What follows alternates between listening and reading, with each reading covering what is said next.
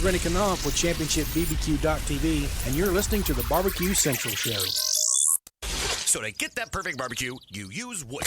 Are you sure it's safe? Whatever.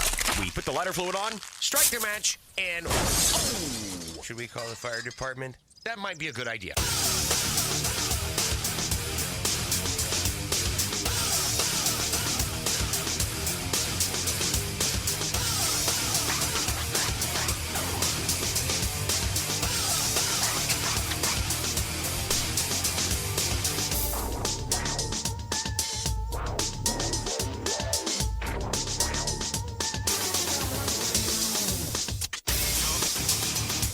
All right, good evening and welcome to the Really Big Barbecue Central Show. This is the show that talks about all things important to the world of barbecue and grilling, broadcasting live and direct from the Rock and Roll Hall of Fame city of Cleveland, Ohio. It is the barbecue capital of the North Coast. I'm your program host, Greg Rempe. Happy to have you aboard here on your Tuesday evening. If you want to jump in on the show tonight, more than happy to have you. It's a phone call, 216-220-0966. You can also email the show if you would care to, greg@thebbqcentralshow.com. Anything else you want to find out about the show can be found at the main website, thebbqcentralshow.com. And here's what's happening in case you didn't get the newsletter. Coming up in about 13 minutes from now, second Tuesday of the month, means a visit from none other than the creator of AmazingRibs.com, the world's most heavily trafficked barbecue and grilling website, Meathead Goldwyn, will be joining us. And I don't know what we're supposed to be talking about. He did say that he was planning on turning the tables, whatever that means. Maybe we're going to be talking about tables, barbecue tables tonight. We'll see when Meathead joins us at 9:14, and we will hold him over for his customary 9:35 slot as well. And then we will go into the second hour. 10:14. We talk about automatic pit temperature control devices on this show quite a bit. The longest running sponsor of the show is an automatic pit temperature control, the creators of automatic pit temperature control technology, if I am not mistaken. We're going to depart a little bit, especially for those folks that have wood-burning pits, the offset-style pits. A guy by the name of Stephen Thibodeaux will be joining us from the Perfect Draft BBQ Blower. If you follow me on social media, you know that I got my hands on one a week or so ago. Took some initial video of like the unboxing and stuff, and I actually had a test cook with it Sunday. All accounts successful. Probably some user error, loose nut behind the wheel type situation stuff going. But we will talk with Stephen about the concept, the use, where it's similar, where it's different from some of the competitors out there, all that good stuff, 10:14. And then at 10:35, we will close out the show with one of my favorite Mile High City barbecue guys, owner of GQUE BBQ restaurant and the competition team with the same name. Jason Ganahl will be joining us. 10 months ago, Jason was on the show, 10 months ago, talking about how he had just opened, I believe, December 22nd, I had Jason on. His new restaurant at that point had just been open for like 3 weeks. I don't even know if he will, well, about 6 weeks, I guess. He opened November 9th. We were December, so, just a little bit over a month talking about how we got into it, those initial barbecue startup questions, all that good stuff. Well, 10 months later, where are we now? How are things going?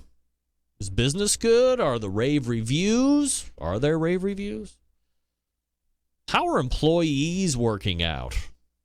I have an inherent distrust of people. We'll talk to him about that as well.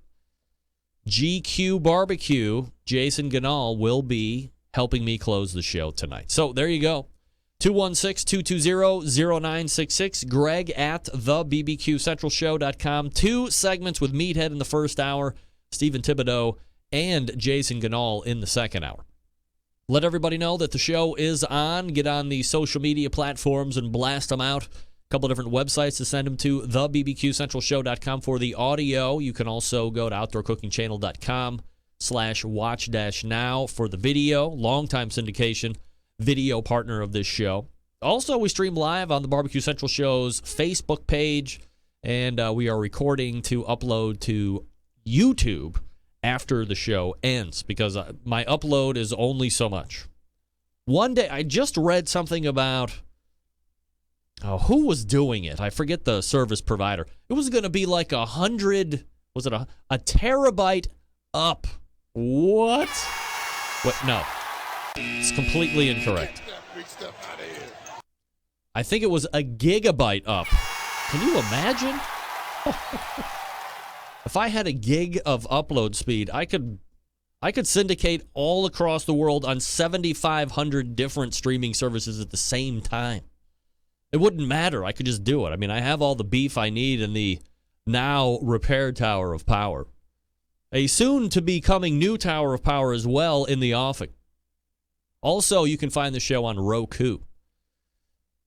The last couple weeks, I've been talking to you right at the top of the show, teasing the Doug Tratner audio that I did with him at Woodstock Barbecue in Lakewood, Ohio. That has been posted just about a week ago, so go to the Facebook page of the show, listen to that audio. I think it's kind of neat. Also, for fans of the Dan Patrick Show, and who doesn't like DP? I know I do. Your pal Chad Ward, the sometimes host of his own show here on the Outdoor Cooking Channel. He will be on air, like actually in the studio with Dan Patrick, 11:35 a.m. Eastern this coming Thursday, with Dan himself. I have never done that. I would love to do that. And there seems to be a burgeoning bromance, or at least a one-sided burgeoning bromance between these two media giants. If you don't have the Dan Patrick Show in your city or an affiliate near you, you can obviously go to Dan Patrick's website, danpatrick.com, and click on the Listen Live icon at the top right of his site. If you miss it altogether, you can't get it live, there is a podcast menu available as well. So don't miss Chad Ward and his golden tones on the Dan Patrick Show this coming Thursday. I was just on the phone with him earlier this morning, and he dropped some knowledge on me that he was going to be on the DP Show Thursday. Wow, 11:35. By the way, I want to thank John Dawson for this piece of advice right here. This is called a gray card. That gives you this color.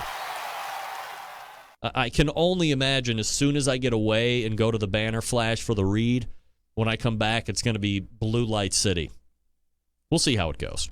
So anyway, thanks to John Dawson for the gray card suggestion. It's helped. At least in the beginning, it's helped. And I'll just throw it up there. I mean, what do I care? I'll throw it up there 100 times.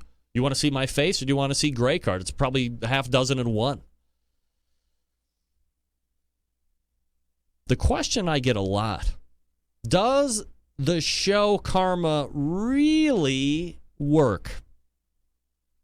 Well, let's do some quick looking around.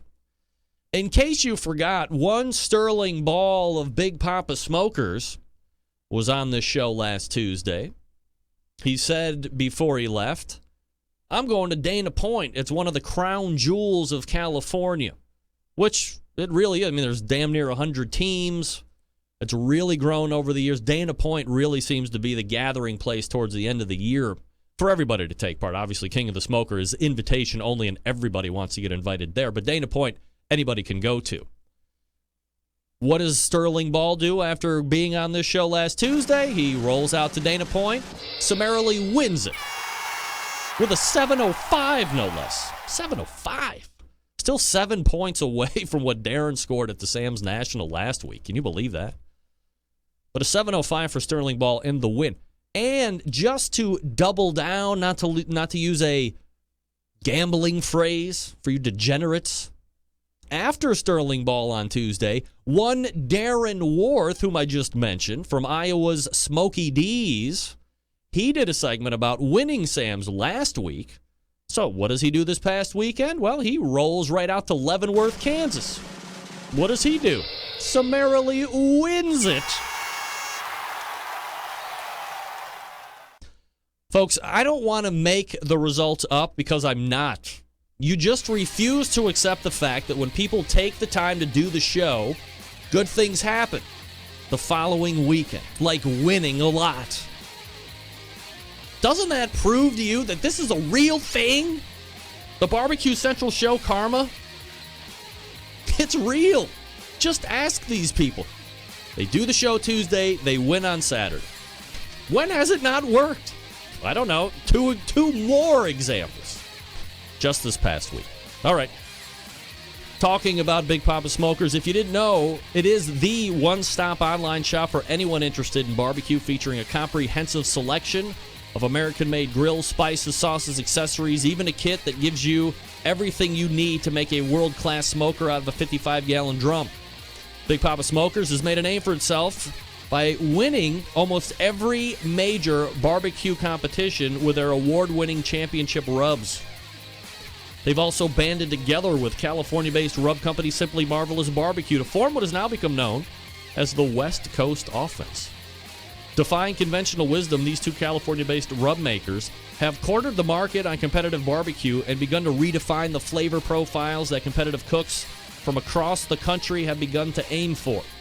They've even created two unique competitions, the King of the Smoker, which I just mentioned, that brings the best of the best in barbecue head-to-head in a back-to-basics competition. What does that mean? King of the Smoker is unique in that contestants may not use any electric devices, such as pellet cookers or pit minders. Contestants are just allowed to use charcoal, wood, and their wits to win one of the most high-stakes barbecue competitions around. The other one is the Guinea Pig. That's a cost-controlled competition that brings in newcomers and continues to circulate the most savvy of barbecue veterans. It also features prize distribution all the way down to 10th place in each category. That provides incentive for teams to stay in competition barbecue.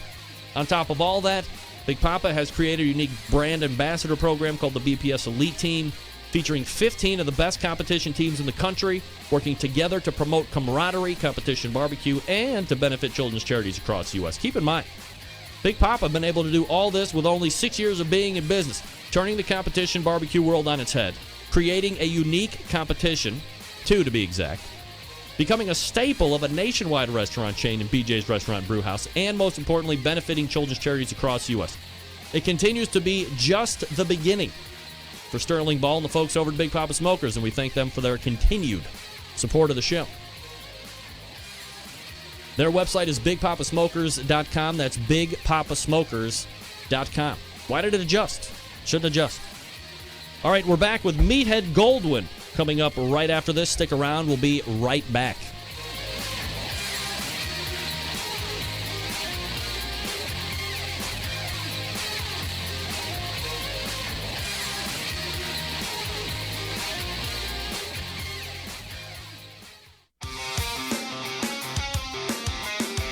Broadcasting live from the Barbecue Central Radio Network studios in Cleveland, Ohio. You're listening to the Barbecue Central Radio Show. Once again, here's your host, Greg Rempe. All right, welcome back. 216-220-0966. Greg at thebbqcentralshow.com. That's the email address. This portion of the show being brought to you by Green Mountain Grills, manufacturers of some of the best pellet cookers out there on the market today. If you need a really big one, they got one for you. How about medium-sized stuff? They can accommodate. Tailgating in full effect. They got one for you there, too. It's very portable. Plugs into cigarette lighters and cars and vehicle-type stuff. They can also supply you with pellets for those cookers. Check them out online at greenmountaingrills.com. That's greenmountaingrills.com. And joining me for his normal second Tuesday of the month, visit the creator of AmazingRibs.com. Meathead Goldwyn joining me here on the show. And look at this guy. He's got his own green card. He's got his own green card. Meathead, welcome to the country. Card. Yeah, welcome to the country. Glad to have you in. Gray card. Sorry about that. You use that? Well, I do all the photography for the website and the book. So, yeah.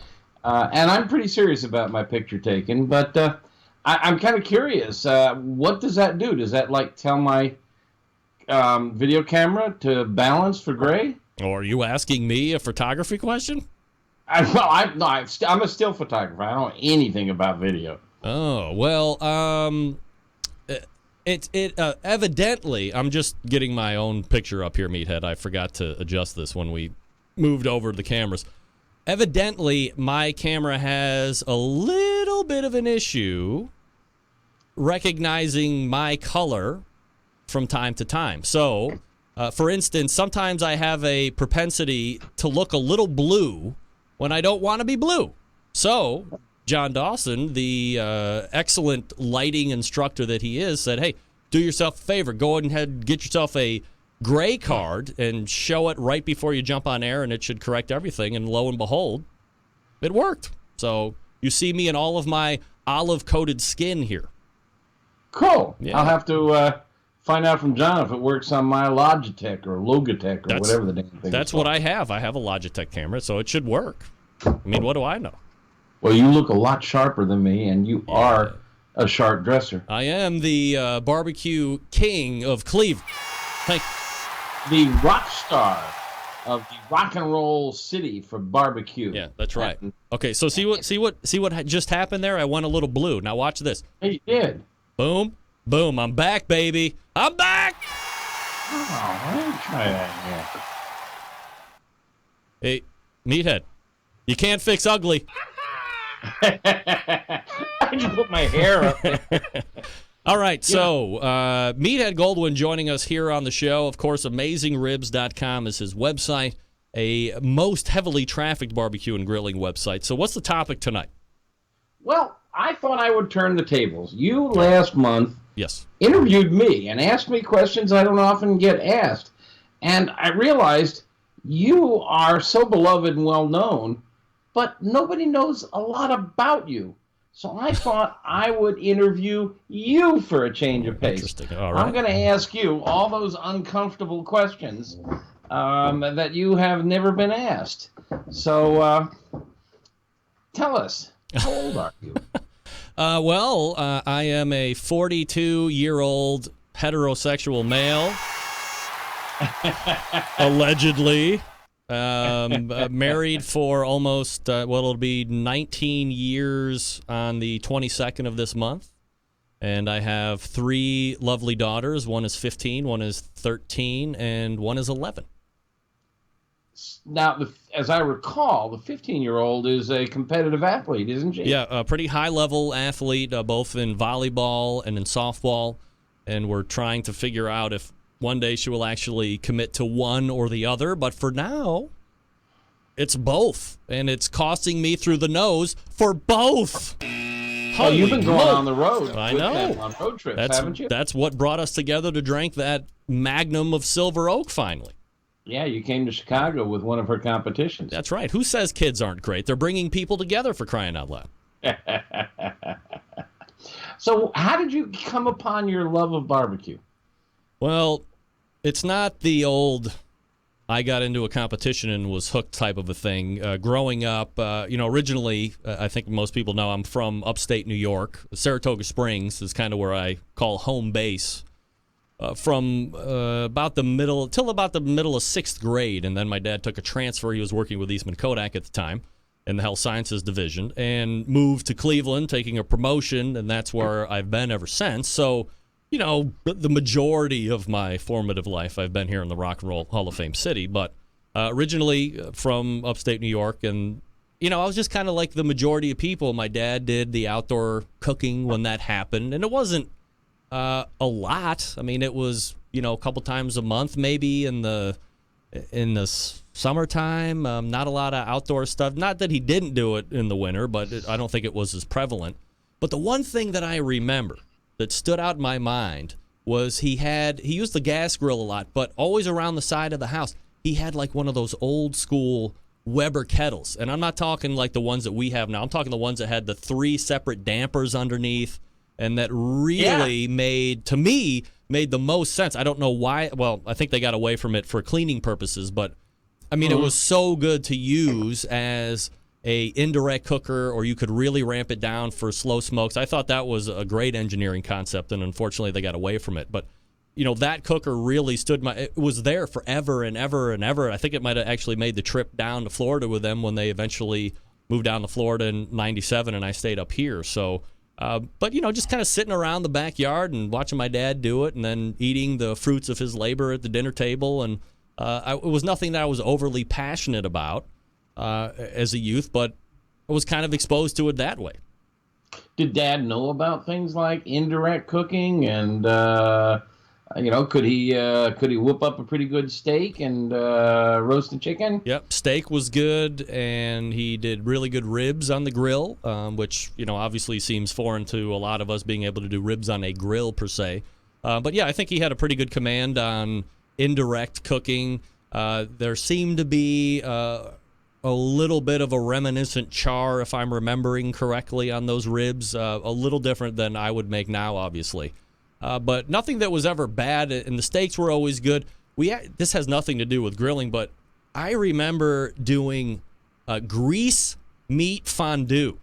Does that ring a bell? You put a big pot of oil in the middle of the table with a sterno can under it with cubed stew meat, and you take these really sharp forks and you skewer the meat up and you stick it in this cauldron of oil, and you fried meat with this great compound butter that my mom used to make. One time in the 6th grade when we had just moved, a very smart Greg Rempe had a cube of meat here on my hand with the fork underneath it, and then he ran the fork right through his hand in front of everybody. Oh, it was so fun. It was the first time I ever said the F word in front of my family, and I think I was able to get away with it because I had a fork sticking out of my hand. Oh, jeez. How old were you? 6th grade. I mean, it had just happened, 7th grade maybe or whatever. I mean, we had just kind of moved, and my dad flew in my best friend from New York to make me feel better, and I stuck a fork in my hand because I'm not very smart. So stick a fork in it. Yeah, but, it was never anything crazy. I don't remember a lot of chicken on the grill, except towards the very end when the neighbor kind of lent his, it was called Larry Bird chicken, a lot of vinegar in that recipe from what I recall. But that, was about it. Burgers, hot dogs, the standard grilling fare. Is your dad still with us? He better be, unless I don't know about it. Yeah, I think. I thought I'd heard you talk about it. I'm not too good with ages, but I mean, they got to be like middle 60s, maybe a little older than that. 60 with gusts up to 60, 65. Something along those lines. Yeah, right. That's right. Yeah, so both parents still alive at the moment. In Florida? Yes, Sarasota. Gosh. I guess technically it's Bradenton. There's some real. I actually was just down that way a couple of years ago. There's some really good seafood down there. Oh, I tell love. Them to check out the Starfish Grill if they don't know about it. It's a little tiny joint on the inland intercoastal waterway, and they have their own fishing fleet, and they bring in fish and cook it right up on the spot. Oh, all right. Well, they always tune in every Tuesday, so they're writing it down feverishly, I'm sure. Starfish Grill. All right, Starfish Grill. Write it down, Mom. There's a lot of fun stuff down that neck of the woods. For sure. That's cool. I don't recall hearing you talk about going to Florida very often. Well, I mean, I don't get down there very often between school and kids' sports and all that other stuff. I mean, it's, maybe once a year here and there. Well, didn't you go to Orlando for one of your daughter's competitions? Yes, that's right. We went to Orlando, and we shipped the middle and youngest one off with my parents for the balance of the week. But, that's an hour and a half away. So we were busy in volleyball for that week, and that was the week that the Cavaliers won the NBA championship, actually. And you were down there. Yeah, I was in Orlando by myself cheering like a maniac, and people were coming next door asking me if everything was all right because I was yelling so loud. Of course everything's all right. It couldn't be better. Who did you give your box seats to? To be named later. You ever get to the sports team? I mean, aren't the Indians the politically incorrect baseball team still in it? They just Aren't they still in it? They won the American League Divisional Series. They swept the Red Sox. Give me a break. So could we possibly be looking at a Cleveland and Chicago World Series? There isn't any doubt in my mind that is an absolute possibility. We will make short work of the Blue Jays and the ALCS, and whoever our opponent shall be in the National League shall bow to us. I want you to know how devoted I am to you. I am not watching the Cubs tonight. Oh, well, I appreciate that. So, okay, you come to Cleveland. Yes. And you've been learning from Dad how to barbecue. When did you really start getting deep into it? And what brought you to this as an avocation and as a love, enough to make you invest in all the radio equipment, the computers and the studio in the basement, and put up that beautiful barnwood behind you? Well, I think I gave that secret away just a couple minutes ago, but yeah. We had moved into our first house in Euclid 2001, I think, and my wife had bought me a Kenmore grill at the time, and it was really had many different levels. It looked pretty nice, and I use it all the time. Eventually, I cooked through the back of it in probably a year and a half. Like, literally, you could push on the back and it just caved in. So now it was time to buy a new grill, and I had my eye on this really big, expensive Gen Air stainless steel at Lowe's. It was like $1,200. It had the rotisserie burner in the back. I was getting ready to pull the trigger, and somehow I ended up having a conversation with my cousin Glenn Rempe, who was living at, I think he still lives in Maryland, but he was living in Maryland at the time, and he was catering barbecue on the side of his day job, which obviously a lot of people do. And he said, hey, before you buy this grill, have you ever thought about buying a barbecue pit? And I said, what is that? And he said, oh, well, so he sat down and explained the whole situation to me. And I said, I really like this fancy, shiny grill at Lowe's. And he said, look, you can buy a fairly inexpensive one to start, and you can still buy a really nice gas grill. So now you'll have 2 cooking vessels instead of 1, and you'll be able to do 2 different kinds of cooking. You can save some money at the same time. Just give it a shot. So I said, okay. So I started doing research, and my first cooker, it was between the Brinkmann Smokin' Pro, kind of the offset, cheapy looking thing, or the Weber Smoky Mountain. And the reviews on the Weber Smoky Mountain, even back then, I think this was 2004, 2005, were just through the roof awesome. And I said, well, that's got to be the one I have to get. Well, a couple weeks later, my wife, for Father's Day that year, comes home with a brand new 18.5-inch Weber Smoky Mountain.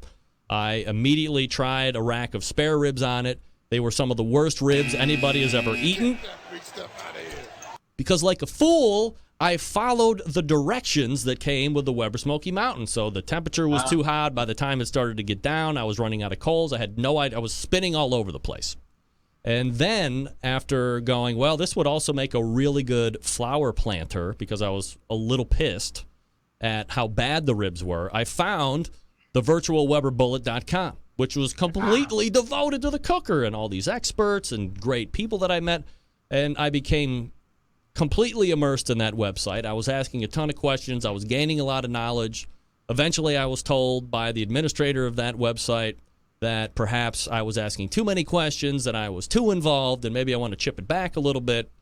I was like, man, I'm totally involved with this whole thing. Well, screw him. If I can't do this, I'm going to do my own. And I eventually started my own forum, which back then was BBQ for You, which I had to change names because of an impending lawsuit from some guy that got rich doing that to people, and changed it to the Barbecue Central Forum, and that's kind of where it all started. So now all of a sudden I had this burgeoning barbecue forum. There were people coming from other forums. It was growing organically, and I was getting a lot of great information.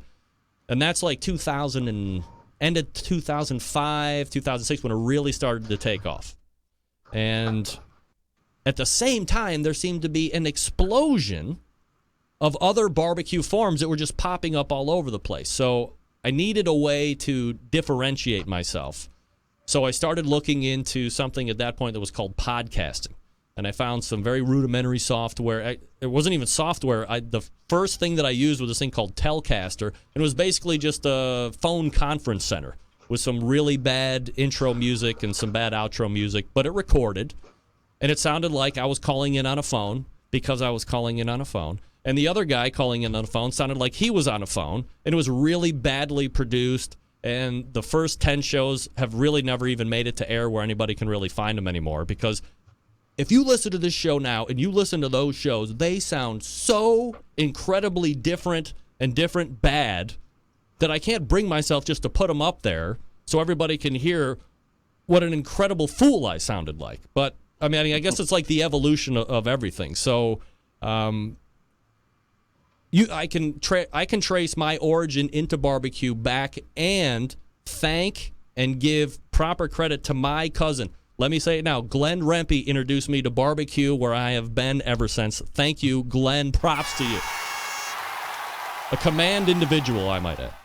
Is he a barbecue fanatic too? Yes. Oh, yes. Absolutely. I mean, he's a guy that had multiple cookers, and I think he got out of the catering business. But I mean, he's still, one of my barbecue. He probably doesn't know, but he's one of my barbecue idols. I mean, the guy was just amazing. I hope he's listening. Yeah. Where does he live? I think he's still in Maryland, if I'm not mistaken. You think he's still? You don't know. I don't keep it. Meathead, what's the one thing you know about me? I'm the most self-involved a-hole ever. I don't know where anybody is. If I don't know where I am, we got trouble. So how many cookers have you got now? Right now, I have my name them. I have my replacement from the Kenmore, which ended up being a Weber gasser, a Silver B, no side burner. And that's still in good working order, I might add, probably 12, 13 years after the fact now, still on the deck. I also have a Green Mountain Grill Jim Bowie. I have a original Grilla pellet cooker, and I have a Lang 36 patio model, and I have a pair of Weber Smoky Mountains. That's a nice repertoire. That's it right now. Now, so sometimes I get some, and other times I hear I'm going to get some, but they never actually materialize. So one of the questions from the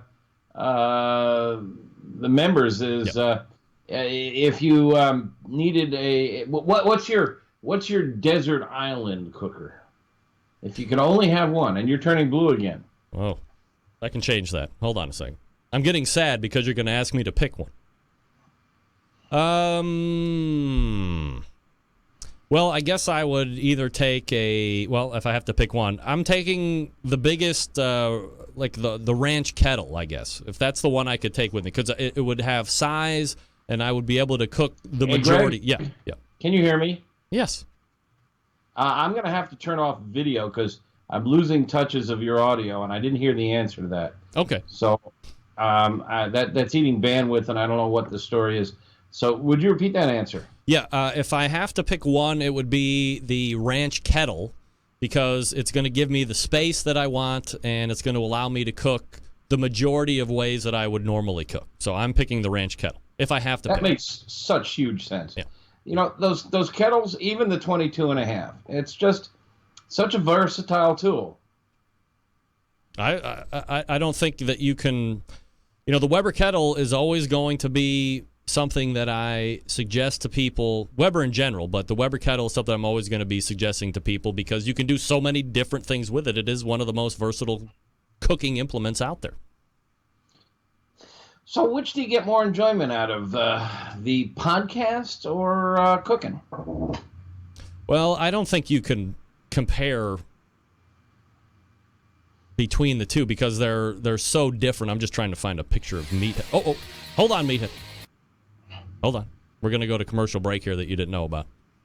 Let me get a picture of you up here, though. So don't worry about me. It's all about you tonight. All right. So Queen for a day.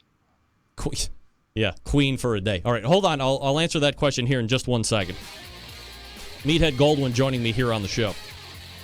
Folks, if you are trying to find a new cooker to add to the arsenal, might I suggest to you a pit barrel cooker? That's right, pit barrel cookers makes cooking simple and fun, and it just might be the most unique, versatile, and easy-to-use cooker available on the market today. Imagine a single cooker that will turn out great traditional barbecue meats like pork shoulders and ribs while also being able to ramp up a temperature to do those burgers, chicken wings, and hot dogs. The versatility is all thanks to the revolutionary design that goes beyond traditional convection. Their hook and hang method places the food in the center of the heat, so it's actually like a stationary rotisserie. The result, great tasting, perfectly cooked meat each and every time. That's consistency. Now, not only is the pit barrel a fabulous cooking vessel, it's aesthetically sexy as well. It's built to withstand heat thanks to its porcelain enamel finish. The pit barrel is able to stand up to any weather as well. It's extremely portable. It fits in the back of both vans, trucks, and SUVs. It's ready to go wherever you are. Of course, all barbecue folks love accessories, and the pit barrel doesn't disappoint here either.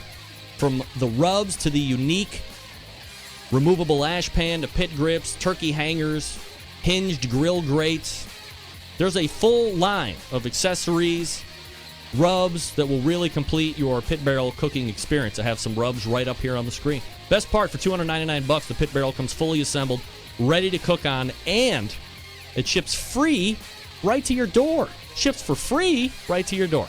Unbelievable. Here's what I'm going to tell you. Don't take my word for it. We can ask Meathead Goldwyn when he comes back what he thinks about the pit barrel. It's won, not once, not twice, but 3 times their gold division. That's the highest rating, by the way. They've also said, quote, we're running out of good things to say about this simple, affordable smoker. There's nothing else like it on the market. Head on over to pitbarrelcooker.com and see what everybody's talking about. Be sure to check out their full collection of short how-to videos that are shot in high definition. Then pick up 1 or 2 for yourself. You can thank me later. If you have any questions, you can contact them through their website or call them directly. 502-228-1222. That's 502-228-1222. And yes, they'll actually talk to you, human beings that know what they're talking about. Find out what great customer service is all about, please. Go to pitbarrelcooker.com. Again, the new rub sizes are available. 2.5 pounds, that's the big bag. And you got the 5-ounce bag as well. We're out of the shaker stuff. Let's go to the bags. Easy to stack, good point of sale stuff. Not letting light in. Come on, you know what time it is. pitbarrelcooker.com. All right, we're back with more Meathead interviewing me. Stick around.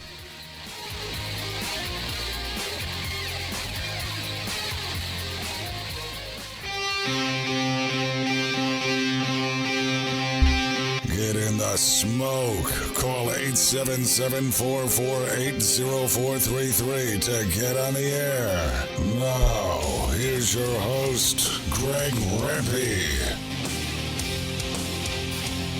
All right, welcome back. This portion of the show brought to you by CookinPellets.com, your number one source for quality wood pellets for all of the pellet-driven cookers out there on the market today. Visit CookinPellets.com for more information or to purchase. You can also buy them from Amazon.com. Never heard of Amazon? Download their app, too. Cookin' Pellets has an app. It's free.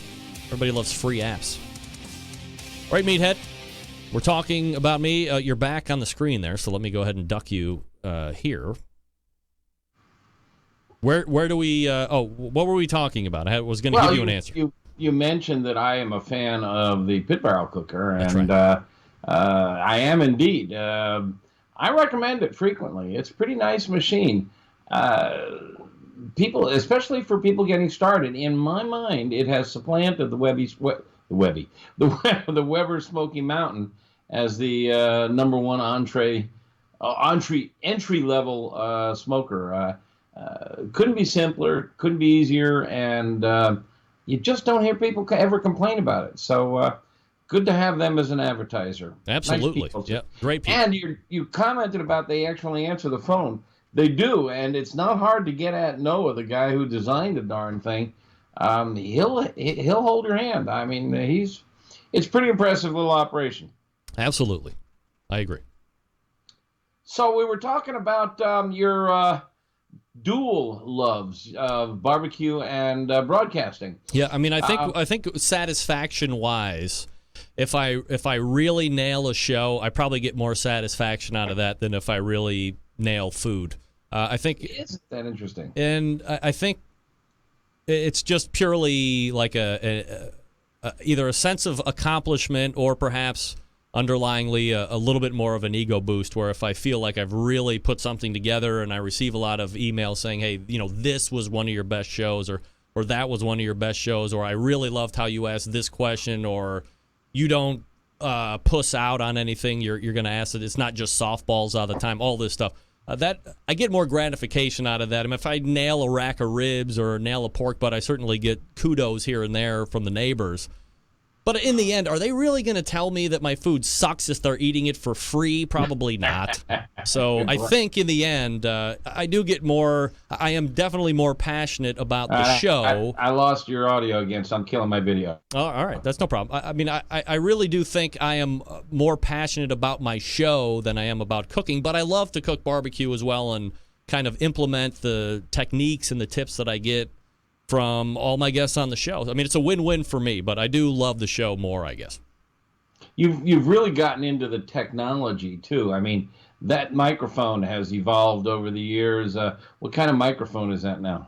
This one is a Heil PR40. I've had the Electro-Voice RE20, which you find in a lot of broadcast stations at this point. Also a Shure SMB7, which is another Highline broadcast microphone. I think microphones for me are like rich people with really expensive cars. They serve a purpose for a certain amount of time, and then you just get a new one. And to be honest, I've been looking at possibly replacing this one, going back to the Electro-Voice RE20, just to change it up, I guess. But, I have a rule that I just don't go out and expense stuff because I can. I want to make sure that anytime I make an expenditure for the show, that I'm just reinvesting back into it. I would never and that's how I started the whole podcast thing. When I was able to secure advertisers, the only time I would go and spend money is if I had the money to spend. It was never an expense thing about me. I was always constantly reinvesting, and as I gained more advertisers, I was able to reinvest more stuff into the show and kind of build it into. It's all been pieced together over 8 years. Are you break even or profitable? Oh, I'm way profitable, but the benefit of this show or doing a show like this is if I were to do this show on regular radio and do it the way people told me they wanted me to do it, and those people would be the radio people. They wanted me to broker time, or that's a fancy term for saying rent an hour or two at an extravagant rate. So by the time I had secured enough money to buy me an hour or two on blah, blah, blah AM station here in Cleveland, I would be making maybe $100 or $2 at the end of the day, which to me, as a business guy, doesn't make any sense. My thought is if I was going to go into terrestrial radio, I was going to sell myself and command that at the very least we were going to be bartering at zero, and I was going to be able to make money on advertisers I were going to bring in, and if the station was bringing something in, then they could keep that money, but I was going to make my money. Or you were going to pay me lots of money, potentially. That didn't seem to work out up until this point. So there's like zero overhead for me to do this show. I have to pay for my audio only. I pay a recurring Skype charge to make sure I can do all my phone interviews and all that good stuff. And, miscellaneous stuff here and there. But there isn't a huge nut that I have to cover every month to do the show. So the show is absolutely profitable. I've had a number of the same advertisers for years. I don't know if I'm probably undercharging. Memo to the sponsors, I'm letting the cat out of the bag. I'm probably undercharging. But look, there's no mold here for me to go out and dictate where, terrestrial radio has a track record of what they're asking for depending on demographic. All I can go off of is the numbers that I'm generating, and I use a very reputable company in tracking my download stats, and a lot of with as great as the technology is these days, there's still not a great way to track live eyeballs on Roku or on YouTube or all this other stuff. So you just try and figure out ways to get yourself out there more, and Facebook Live has really helped the show get a lot more looks during the time that the show airs. But I'm getting away from the actual question. Yes, absolutely profitable. I'm not trying to steer away from that. I have to thank all the sponsors that I have for being with me, whether they had just started or the guys that have been with me for years and years and years since the inception. But, not nearly as profitable as AmazingRibs.com. But, we are making some money. But I can't quit my day job. We would be right at poverty, I believe, if I were to do that and do this full time. Well, it sounds like, hearing you talk, that this is a really complex process, too. how do you, I mean, well, I don't know if we need to get into the weeds about how you track eyeballs, but when I log on, I see maybe 30 people watching live.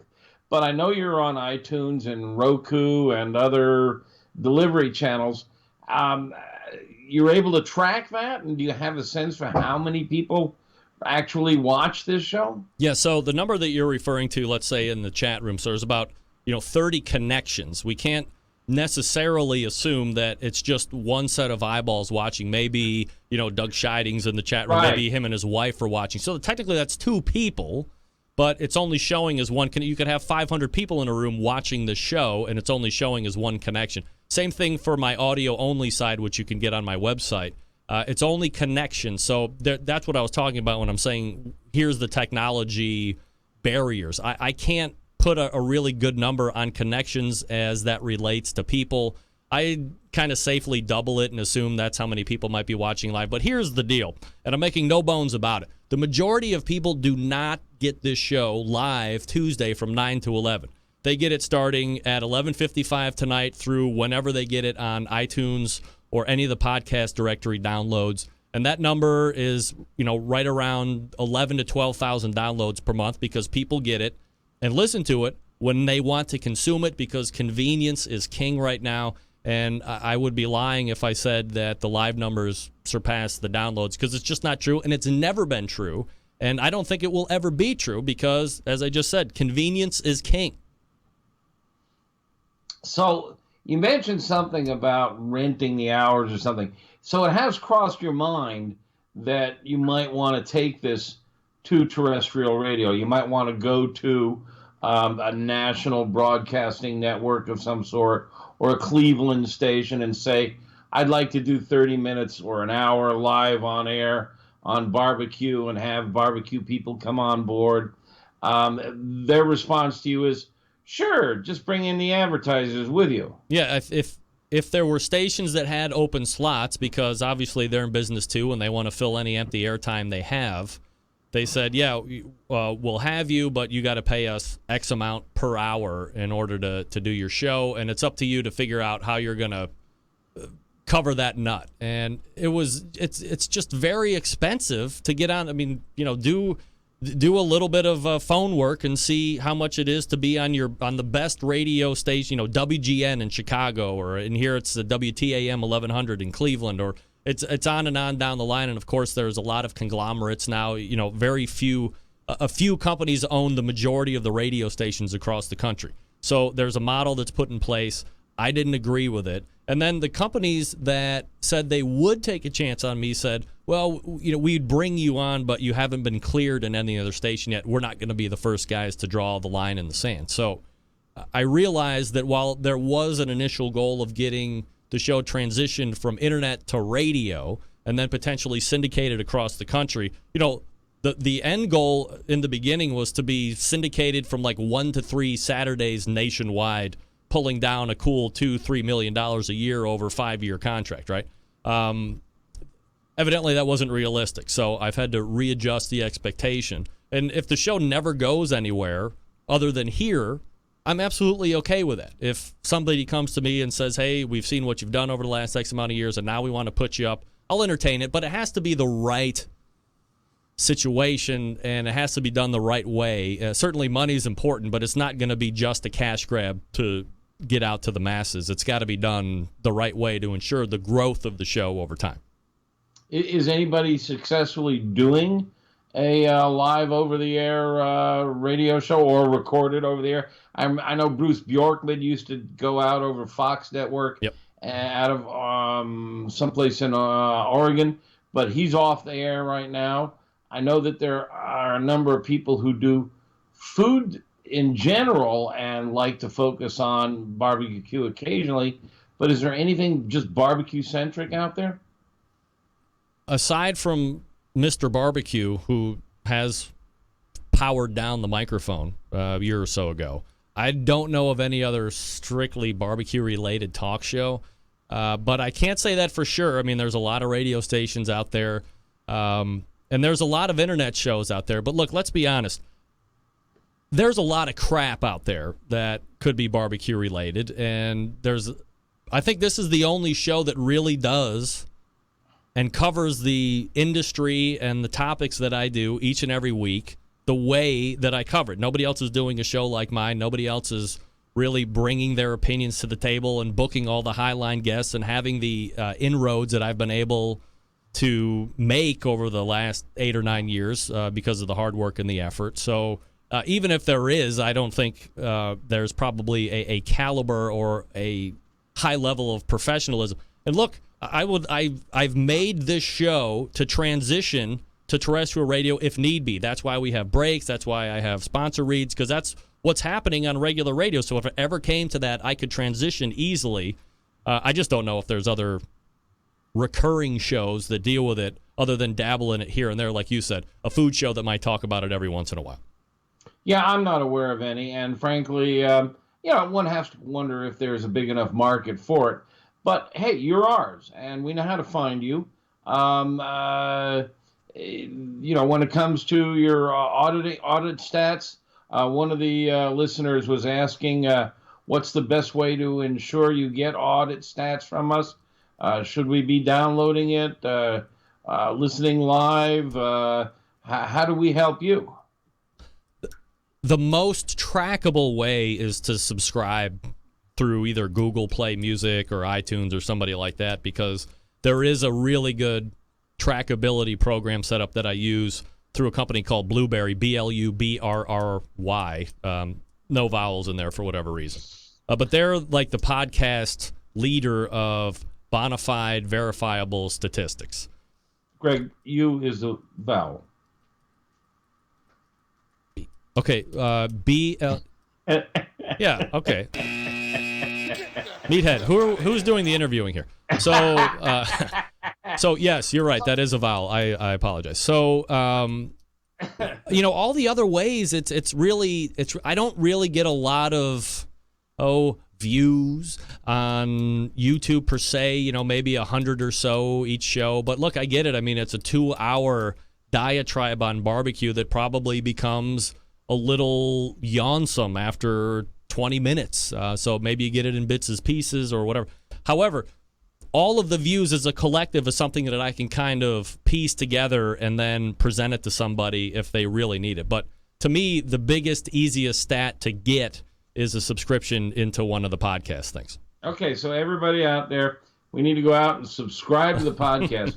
Even if we're listening live, we can at least subscribe and then just dump it and throw it out since we've already listened to it. Right, or just visit my website, because that's the same. It tracks the same way through a podcast iTunes type thing as it does on my website. It's the same service providing the same statistics. So, if this is profitable but not enough to support you, what do you do in the daytime? I am a Class 8, which means like the big rigs, truck salesman for Peterbilt, or the second biggest Peterbilt dealership in the country. That's a company called Allstate Peterbilt Group. That's cool. Do you get to drive those big rigs? Yes, and they're very fun. Wow. Yeah, really. How long have you been doing this? Because I know you've had a couple of other jobs along the way. Yeah, about a year and a half. Before that, I was actually director of sales for a private operator of 50-passenger regional jets. And then before that, in the heavy-duty trucking industry in some form or fashion for the majority of my professional life since graduating college in 97. Very cool. So you've been in sales mostly? Yes, all sales, all the time. So, and does your wife work? Is she a nurse or a doctor? Or no, she's a physical therapy assistant, and she is also a full-time instructor at Kent State in the Ashtabula branch for the physical therapy assistance program. So she's actually like a dual job. So the main job is the instructor with Kent, or as I would say, professor, and to fill in on days that she can, she works PRN work, which is like fill-in work in the physical therapy realm. Cool. Yep. Cool. And this is done in your basement, isn't it? Yeah. This show, from where we moved in, it used to just be in the back room of the old house, but when we moved into the new house 4 years ago, I went into the basement, and then we refinished it about a year ago, or finished it. about a year ago, so I was able to actually build a small little studio, and this is like my little, I hate the word man cave, but I guess if that's what I have to use, it's kind of like my own private cave here that is all show related. Everything in here has to do with the show in some form or fashion. So when you cook, yes, what is the family favorite? What is it they call for the most? It's either pork butt or pork ribs. Those are the favorites. Although brisket is really starting to make an uptick, which is very exciting for me because it's something that I don't get to cook as often. But the favorites are ribs and pork butt. And which of these do you find the most challenging? A brisket, question from one of your listeners. I mean, brisket is the most challenging for me. I don't know if I've yet to really nail one, but I enjoy the process. It's not something where I'm not nailing it and I'm becoming irritated with it. The easiest things for me to do: chicken wings, ribs, pork butt, a lot of that, standard stuff. Just because I've cooked it so much now, it's a program that I can easily do. But the brisket is something that I don't want to say struggle with, but I really like to continue to learn and make it a better product each and every time. What's your favorite machine for cooking it on? I love the Lang. There's something about throwing sticks that is really romantic to me, and that if I have the time to do it, I prefer to do it that way. It's a great flavor, too, isn't it? Yeah, absolutely. I think there is a distinct difference between that and every other cooker. Yeah, I've got a Lang 36 also, and love working with it. It's a great flavor. Does require some effort. Sure. I'm going to be really interested to hear your comments on this new temperature control device have you played with it with the Lang? Yeah, I just used it Sunday, and better, more positive than negative. But I think, as I had said in the open, there was a little user error, just not being. There's not a huge amount of information about it right now. Not a lot of videos saying, here's how you really do it. It's like anything. You want all the information you can get, so when it's not there, you're just kind of left to your own devices. Although the owner was very available when I needed him. So, but I like to kind of learn by a little trial and error, and it was nothing negative against his product. I think it was just a little more on my side than anything else. But, I mean, it worked pretty good. So, I'm excited to talk to him. Absolutely. So people send you stuff, don't they? They send you barbecue sauces and accessories and stuff like that. Maybe not as much as people think, but the sauces and the rubs do come quite a bit. But a lot of the big ticket items, I think there's a perception that I get a lot of that stuff, and I don't. And I'm not a guy with the handout either. I mean, I could probably go to a lot of people and ask for stuff, but personally, I find that a little tacky because I'm not. A website with your stature that has that kind of ability to command, because people are going to come there for review. I'm not there yet, so I'm not going to ask anybody. Now, if they offer, that's a little bit different, but it's the same mandate that goes out. Just because you give me something doesn't mean we're going to be talking about it. And if that's the expectation, you got to tell me up front, and then I'm going to probably tell you no. So, do you have Barbecue Guru or anything else tattooed on you? No. No, I should. I'm sure Bob Trudnak will mandate that at some point. I mean, I thought I saw a tat on your arm when you lifted it up earlier. Do you have tats? Yeah, I have that one there, which is a biomechanical tattoo, and then I have these. Oh, I just went blue again. Well, you can't really see them. I got to unblue me. There we go. So, yeah, I have like 3 tattoos, I guess. What are they? One's an ambigram that says regret nothing. The other one on my wrist is a series of 13s, which reflect back to all the women in my life. And the biomechanical one is just something that I've always wanted to get, so I got it. You do have a house full of females, That's don't right. you? There's enough man in this house already, buddy. Right. Are you gonna try for a son? Am I gonna try for a son? Well, the vasectomy took care of that one. Okay. Oh boy, we are being candid, aren't we? Good for you. Yeah, 2006. That was it. Oh, geez. So what haven't I asked you that I need to ask you? I think that's what it. What about you that the world needs to know? Well, they're going to need to know that we have to wrap up because we're coming to the top of the hour here, and I got to make room. But Meathead Goldwyn. What are you reading on your nightstand right now? I don't read.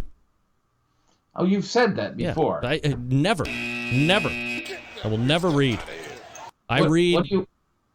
What do I what? Go ahead. I was just going to say, I read enough posts and all this other stuff during the day. I don't read books. You don't find time for a novel or even a marketing text? No. I mean, I just don't read. I can read. I choose not to. Well, I mean, you don't know that you is a vowel, so I can understand why. Oh, you son of a bitch. True enough. True enough. Meathead Goldwyn, I hate to chase you off here, but I got to make sure that the clock is right for the second hour. You can find him at AmazingRibs.com. Meathead, this was fun. I've never really been turned around like this, so hopefully you've gotten some of the questions answered that you were hoping to ask and get answered. Always appreciate it, man. This was fun. All right, well then you interview me again next month. Ladies and gentlemen, Meathead Goldwyn. Thank you, Meathead. Yeah, thank you, Greg. Take care. There he is, Meathead Goldwyn. How about that? All right. Way late. That's all right. Hey, if it's about me, we can make the time, right? This is Jim Minion from Two Loose Screws. Yeah. I'm listening to Barbecue Central. This is where we have to play catch-up. All right, hold on. Gang, if you're like me, you're thinking of ways to step the barbecue and grilling game up a notch. No better, no easier way than by adding a little Butcher Barbecue to your arsenal. Here's the deal. You go to butcherbbq.com, that's butcherbbq.com, and check out these products. All the new rubs. The cherry rub, the private seasoning, the private blend, the chipotle, the honey rub, the steak and brisket rub. I mean, the list goes on and on. They're fabulous.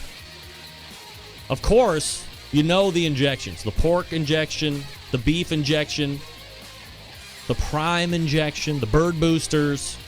That's all good stuff. The sweet barbecue sauce? Come on. I'm as picky as it gets. Everybody knows that I love Butcher's Barbecue sweet barbecue sauce because no liquid smoke, great flavor, good amount of back-end heat, all that good stuff. And then the product sweeping the nation that I use all the time, grilling oil. I'm using it all the time. 3 flavors there, steakhouse, chipotle, and butter. I love butter.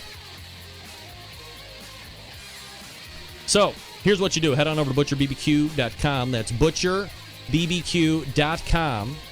And buy all of the products because you're just going to be very excited and you're going to be very happy. I can't talk enough about the grilling oil, okay? Here's what I'm telling you. All the other stuff is great. I used the rubs this weekend on the ribs that I made Sunday for the test cook. But I also used the grilling oil on those ribs as well. ButcherBBQ.com. That's ButcherBBQ.com. Always trust your butcher. All right, let's get into the second hour. Stick around. We'll be right back.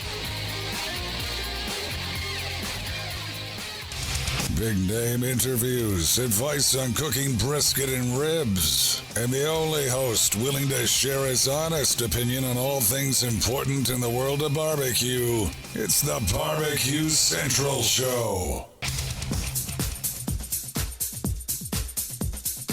Happy to have you aboard here for the really big barbecue show. Boing. We cook because we have to, and we grill because we want to. Hit me. Fine, how you doing? You have a great show. I'm a big fan. Boing. So what seems to be the problem here? This man looks like he's dead, and he's in the crackle. Charbono! It's all about the charbono, dude! Succulent fish! What? He ate 2 feet or wiener.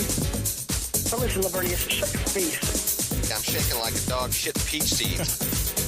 We have top men working on it right now. Top men.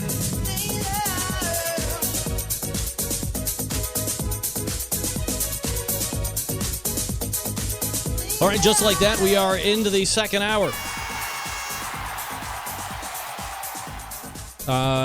Paging John Dawson. It's a Logitech 922 Pro Stream. Logitech 922 Pro Stream. That's the webcam. It will not lock my color, for crying out loud. I hate doing that. It's like a magic trick each and every time. I'm telling you. Still to come on the show tonight. Hold on, let me get there. Stephen Thibodeaux from the BBQ Blower. Jason Ganahl from GQUE BBQ. I don't know if you guys follow Rod Gray on Facebook or not, but I was getting a lot of email. He had made a post. I don't even remember what it was specifically. I think, Rod had shared, did it again. Rod had shared a message or one of those Facebook memories, like Facebook's will prompt you to say, hey, you took this picture X amount of years ago. How great is it still? You know, blah, blah, blah. And it was Johnny Trigg and Myron Mixon, and those are the only two guys I can remember right off the top of my head. It was like 5 or 6 people up there. George Stevens' son was up there, something like that. Guy Fieri was up there. Somebody had asked Rod, why is Guy in the middle of that? And he said, he's been in the Hall of Fame and blah, blah. And the guy kind of innocuously replied, why is Guy in there? And then Rod had said, Guy had been inducted the first year and agreed to MC the following year and, was great proponent or a great advocate for barbecue and really helped the Barbecue Hall of Fame situation out. And I said, you know what? Here's a good time for me to jump in and hijack somebody's post and make sure that we all realize that Guy Fieri should not be in the Barbecue Hall of Fame. Get that big stuff out of here. I am not saying that Guy is not a good guy, because I have said on any number of occasions I would love to hang out with him and drink beers and walk down the street, because 10 out of 10 people know Guy. 0 out of 10 people will ever know me. So the cast-off poon from Guy is going to be seismic and tremendous. So just on the strength of the cast-off poon alone, would I like to hang out with Guy Fieri. However, also being generous to host and MC the Barbecue Hall of Fame for 2 years, very nice. Not arguing that as well. Guy Fieri should not be in the Barbecue Hall of Fame. And my point is this, if you've never heard it before and if you didn't read the Facebook page. What has he ever done for barbecue? Nothing. He is not in the business of barbecue. I mean, he makes some barbecue sauces, but he's not in the business of barbecue. He's not a championship pitmaster like Chris Lilly and Myron Mixon, and the list goes on. Johnny Trigg, the list goes on and on. And he goes in as in the celebrity/humanitarian category, which, by the way, I have been a strong proponent of getting rid of in the Barbecue Hall of Fame voting too, is the categories. If Guy goes in the Barbecue Hall of Fame in the celebrity/humanitarian category, that opens it up for everybody that is in or is a celebrity. Will Smith's son can be in the Barbecue Hall of Fame. Kim Kardashian is a celebrity, could be in the Barbecue Hall of Fame. In the same line of reasoning, Fetty Wap could be in the Barbecue Hall of Fame. If you're a celebrity, you have an opportunity to be in the barbecue. That's the problem. It's not that I don't like Guy. I like him. I watch his shows.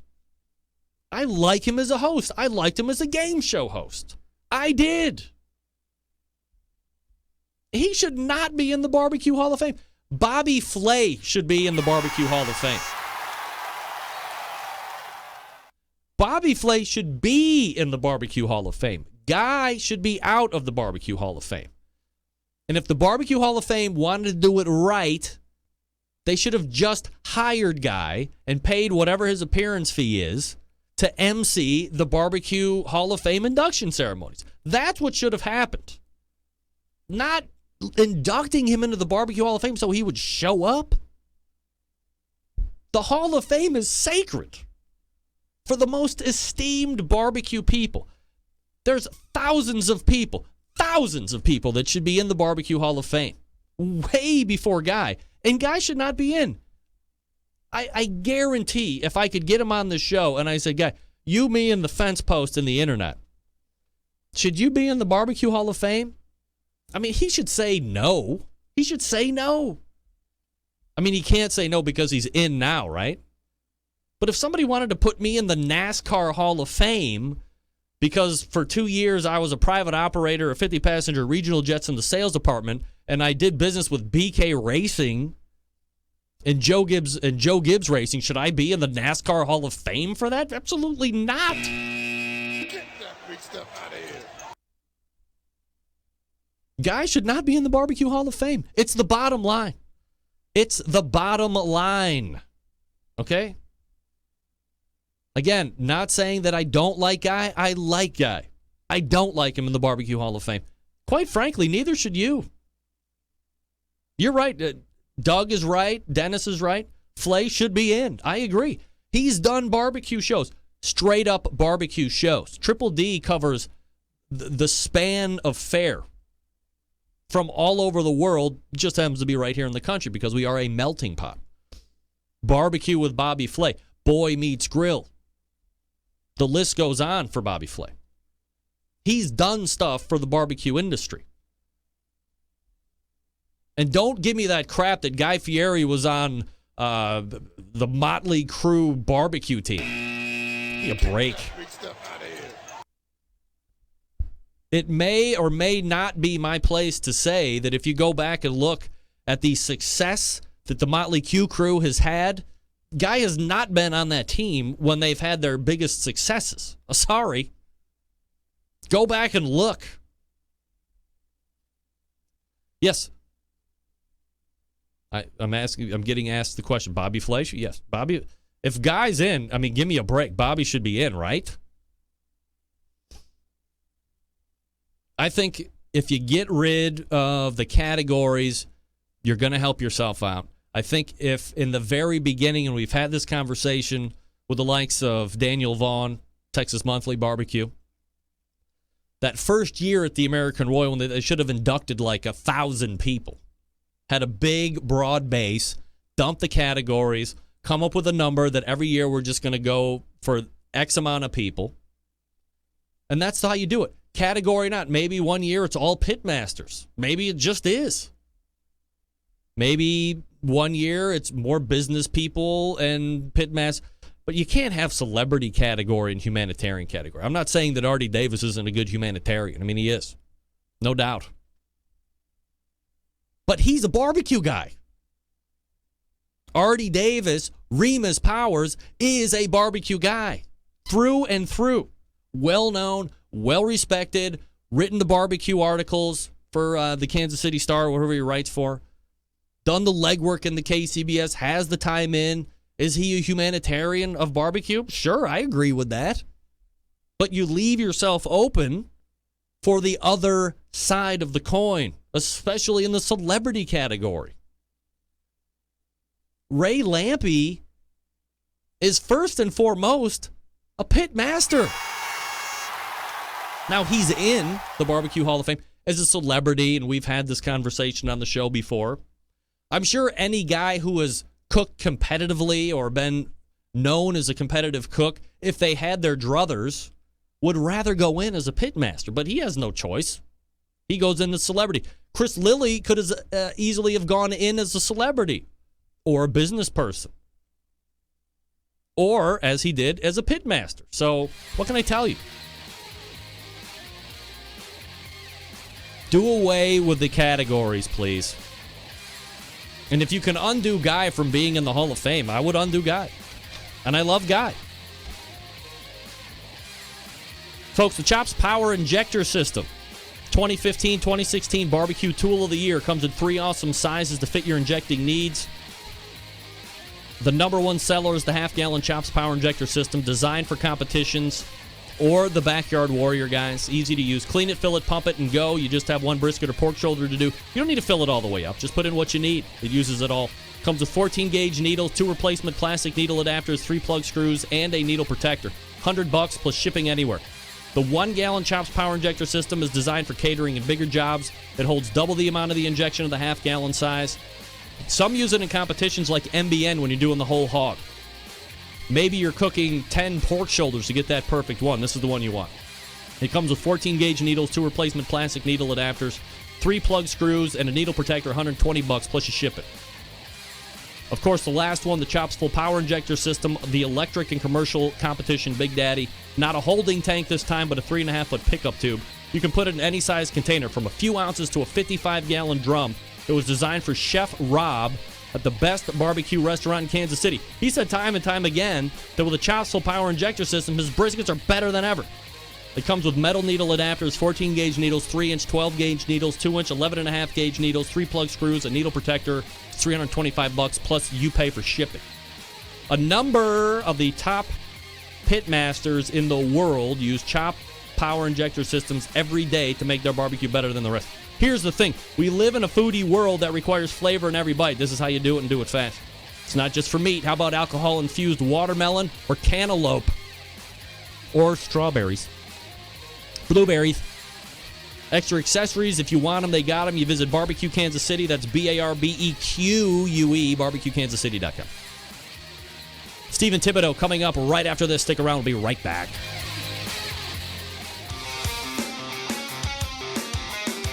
Broadcasting live from the Barbecue Central Radio Network studios in Cleveland, Ohio. You're listening to the Barbecue Central Radio Show. Once again, here's your host, Greg Rempe.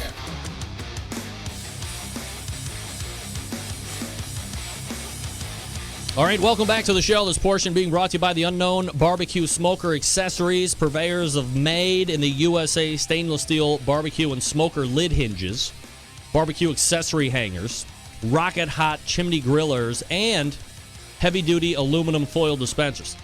The fine products from Unknown Smoker Accessories keep your gear where it needs to be. At arm's length, ready for battle, visit unknownbbq.com/shop today. Use promo code REMPE, R-E-M-P-E, for 15% off your entire order. That's unknownbbq.com/shop. Promo code REMPE. So, you have an offset barbecue pit. You try to maintain temperature with those logs and get those target temperatures. Just don't seem to be working too well for you. What's a boy or girl supposed to do? If you've thought about some kind of draft system but never felt like one really fit your pit, you might want to listen to this next segment. He's created a product called the Perfect Draft BBQ Blower. Let's go ahead and hit the hotline. Welcome, first-timer to the show, Stephen Thibodeaux. Stephen, how are you, buddy? Doing great, Greg. How are you? Absolutely fabulous, Stephen. Appreciate you. Did I get you on your cell phone or on your computer? You got me on my computer. Okay. Go ahead and click your camera there so we can see you. And okay, we should be off and running. Here. I don't know. It's like Skype all of a sudden decided that they were just going to default to no camera for whatever reason. So let me grab your screenshot here. Give me 1 second here. We'll be ready to go. Stephen, before we get into the Perfect Draft itself, why don't we get a little background about you and kind of your ties to the barbecue and grilling world, as it were? Well, I'm a long-time lifer as far as barbecuing. Love to do it, done it all my whole life. And I started off in a barrel pit using charcoal, graduated up to the offset smokers, and had a difficult time trying to maintain the draft and the fire on it, you know. And one day I was just messing around with the pit. I was actually cutting my grass. Had a leaf blower, propped it up against the firebox. Air was kind of going into it, saw my temperature coming up. One thing led to another. I said, the light bulb went off. So, every invention started with a problem that you had to have a solution to. So that's how I got to this point. From a professional perspective, Stephen, are you like in the business of barbecue and grilling industry-wise, or are you like me, a guy who's kind of outsider by day and insider after the normal job? Yeah, I'm sort of like you. I've been an avid barbecuer, just doing it backyard. Never done competition before. Always went to competitions and found it very intriguing. But yeah, I'm just like a Sunday barbecuer on the weekends, and that's pretty much it. So you were kind of caught up in a little bit of a frustration with fire management and that draft with the stick burner, which a lot of people are, of course, especially when they're first getting into it, kind of learning that whole fire management thing. Thusly, the perfect draft is kind of born out of that frustration. How long does it take to go from, hey, I just saw what this leaf blower did, to something that you start now generating prototypes? Let's revise here, let's revise there. Hey, now I have something that I want to bring to market. What kind of a time frame are we looking like that? Well, you know what, Greg? I started out with a charcoal canister, the kind you just dump the charcoal in and light it, and stuck a fan in it, and had some results with the temperature coming up. Graduated up to maybe 4 or 5 more rough prototypes. This is over a 3-year period. When I finally got something that was close to what we wanted, and it appears that it was going to work, it took about maybe 3 years of testing, and we've been in business now for about 4.5 months. Now I'm going to show you something. The first prototype we sent, I don't know if you can see this, but this little device here, yeah, this is, we paid $500 for this. Wow. And we sent the actual drawings off to a company, and the measurements they had was wrong, and this is what we got for the blower. So this was the first prototype for the Perfect Draft Barbecue Blower. You should have immediately called Big Green Egg and said, hey, we got a draft system for the mini Big Green Egg right here. Here we go. Wow, that's small. Definitely. Yeah. That's small. So, and you're like, hey, man, you just completely misspec'd this. You gotta build me a new one? Yeah. I was like, hey, you got the measurements totally wrong. This thing should be at least 8 times larger than what you got here. So we went back to the drawing board, got the measurements right, and then we came out with this one, which is what we're currently selling on the market now.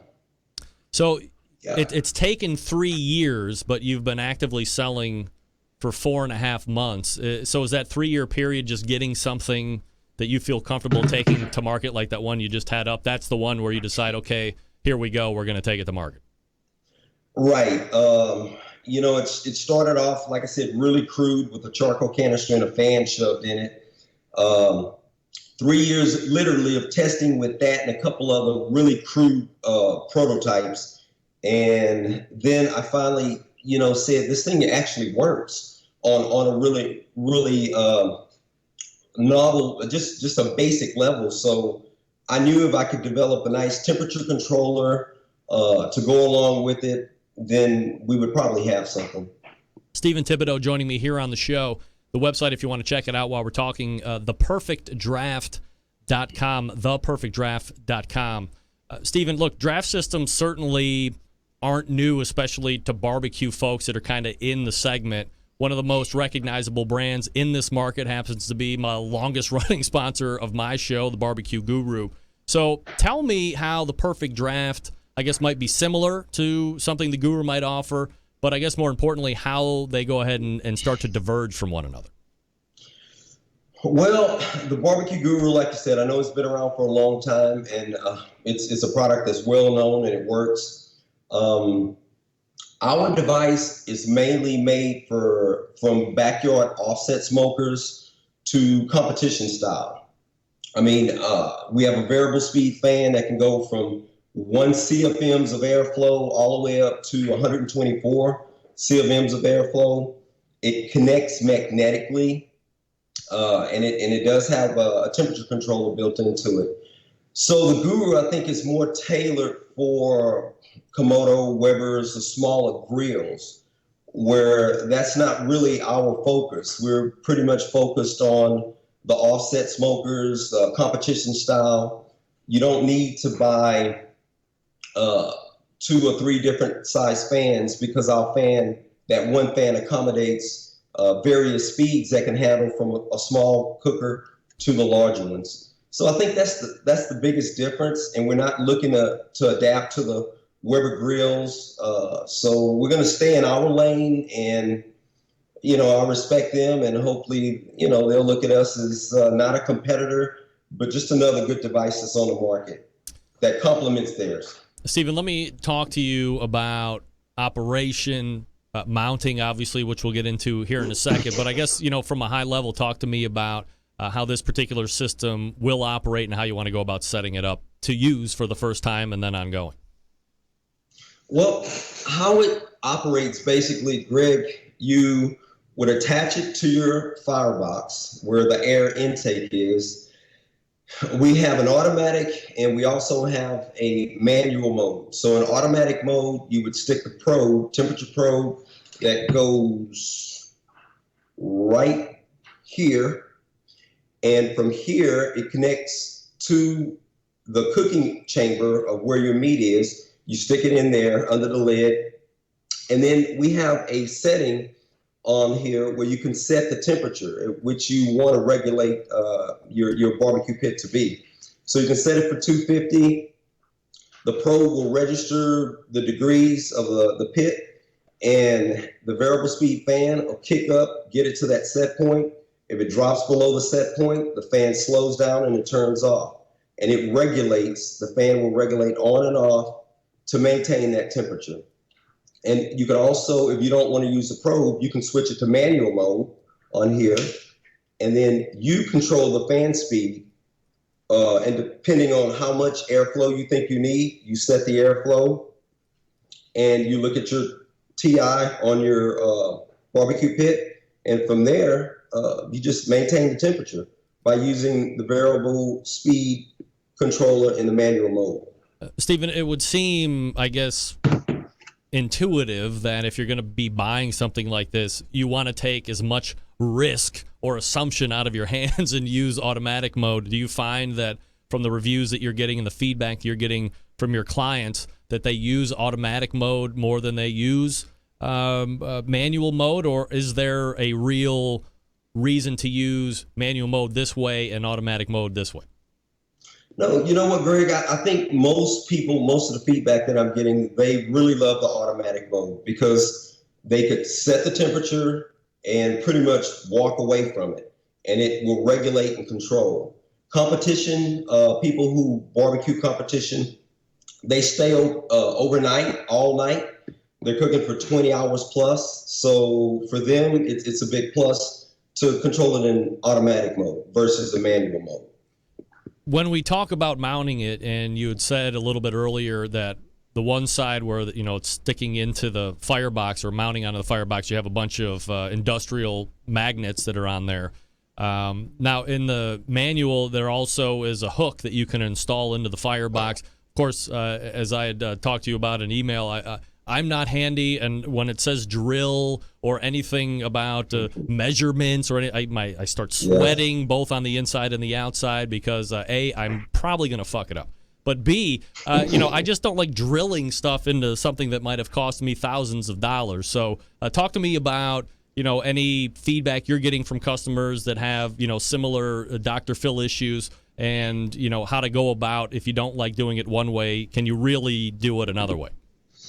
Well, you know what? That was, I guess, a huge obstacle in my mind. And whenever I thought about how is it going to connect, I didn't want people to have to drill into their pit to modify anything.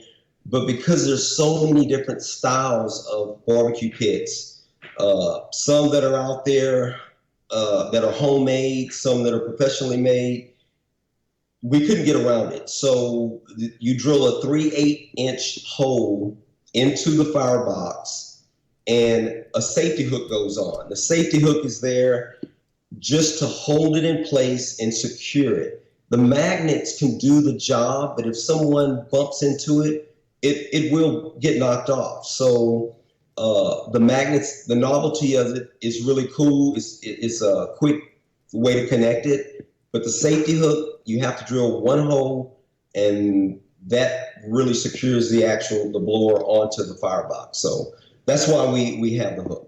Also, as far as the temperature probe, you do have the option of kind of installing that through drilling as well, but you can also just lay it on the grill grate, as you had mentioned before.